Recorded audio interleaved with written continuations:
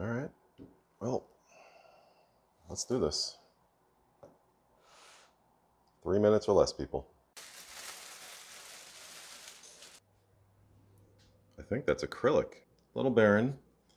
I'm surprised to see that. And yeah, I wish there were more ports. That's all I'm going to say about that. And this is a 3070, so you have 3 display ports and an HDMI. Let's look at the cable management. One of the first things I look for in a case is this area open, so that I can easily change the backplate of the CPU cooler? Because every single time I want to change the cooler, you pretty much have to get to this as well. So good job there.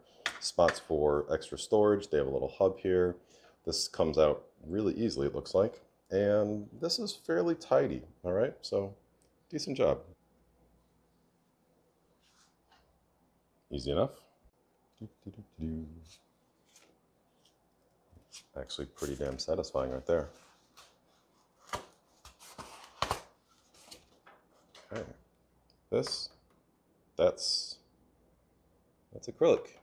Initial impressions. So 2 RAM sticks, better than 1.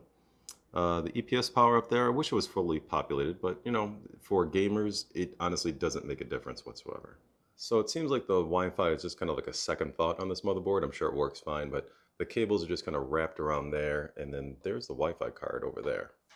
A slightly odd choice for this case, as the motherboard does support USB-C, but the front panel does not. It would have been nice to have some type of backplate for the 3070 here, but you can always get your own custom plate, I guess. Now let's get into the tubing. So this bottom tube, perfectly fine, no issues with whatsoever. This tube here, I wish it was lower a little bit, because when you see this, it's not quite flush. And that's because at this bend point, they're actually bending it and then going into the fitting. And so that doesn't always work out too well. These are perfectly fine, no issues going into the CPU water blocks. This one I do have a problem with, because you'll see the droop right here.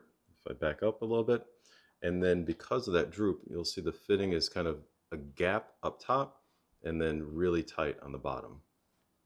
If you want to expand on this in the future, you have to make sure that you're using the same metals. This is all aluminum. So aluminum for the GPU water block, for the CPU water block, and the radiator. That's all aluminum. So any future upgrades you get, you can only use aluminum parts. There we go.